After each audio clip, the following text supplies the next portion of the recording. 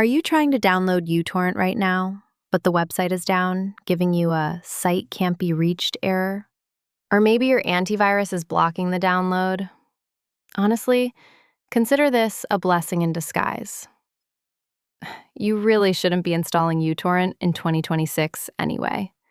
It has become filled with intrusive ads, tracking, and bloatware that slows down your computer. If you want to download files safely, there is a much better alternative that works exactly the same way, but without the junk. It is called qBittorrent. It is open source, it has absolutely zero ads, it is completely free, and the tech community trusts it way more than uTorrent. Here's how to get it up and running in 30 seconds. First, open your browser and search for qBittorrent.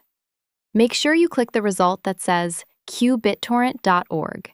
Never download from third-party sites. Click on the Download tab and select the installer for your operating system.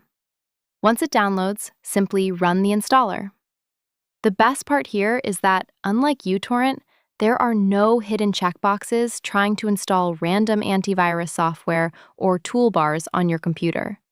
It is a completely clean install. Just hit Next and finish.